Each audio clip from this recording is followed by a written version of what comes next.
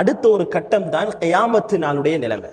கியாமத்து நாள் சூர் ஊதப்பட்டு மக்கள் எல்லாம் எழும்பக்கூடிய சந்தர்ப்பம், மஹ்ஷருடைய மைதானத்துடைய நிலைமை உண்டாகும். நிர்வாணிகளாக பார்வைகள் எல்லாம் உயர்த்தப்பட்ட நிலைமையில யார் யார் எவ்வாறெல்லாம் மரணிச்சார்களோ அந்த நிலைமையில கபர்ல இருந்து அவர்கள் எழுப்பாட்டப்படுவார்கள்.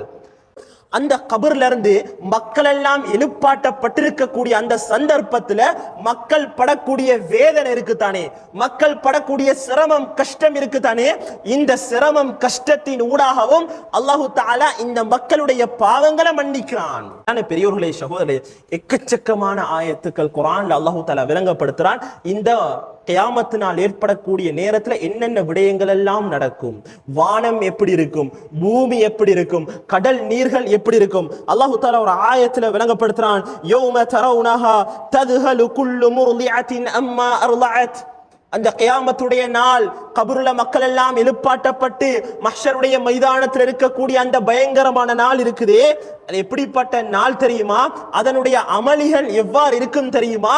கர்ப்பிணியான ஒரு பெண் தன்னை அறியாமல் அந்த வேதனையினால் குழந்தையை பெற்றெடுத்து விடுவாள். குழந்தை பிறக்கும், ஆனா அந்த பெண்ணுக்கு தெரியாது குழந்தை பிறந்திருக்கிறது. சொன்னாங்க, கற்பிணியாக இருக்கக்கூடிய ஏனை விலங்குகள் உட்பட அதனுடைய கற்பத்தை இழந்து பிரசவத்தை மேற்கொள்ளும், ஆனா அந்த மிருகங்களுக்கு தெரியாமல் இருக்கும். அவ்வளவு ஒரு பயங்கரமான ஒரு நாள் தான் கியாமத்துடைய நாள். அல்லாஹ் தஆலா குர்ஆன்ல பேசிக் கொண்டிருக்கிறான். மேலானவர்களே, அல்லாஹ் தஆலா விளங்கப்படுத்துறான், வதரன்னாஸ சுகாரா. மக்களை நீங்க எப்படி தெரியுமா பாப்பீங்க? போதையில் இருக்கக்கூடியவர்களாக பாப்பீங்க. அல்லாஹ் தஆலா சொல்றான், சுகாரா, ஒரு விதமான போதையில் இருப்பாங்க, ஒரு விதமான பிதட்டத்தில் இருப்பாங்க, என்ன செய்யறது தெரியாம, என்ன நடக்குதுன்னு தெரியாம தடுமாற்றத்தில் இருப்பாங்க. அல்லாஹ் தஆலா சொல்றான், வமாஹும் பிசுகாரா, அவங்க போதையில இல்ல, வலாக்கின் அஸாபல்லாஹி ஷதீத், என்றாலும் அல்லாஹ்வுடைய வேதனை ரொம்ப பயங்கரமானது, ரொம்ப கடினமானது.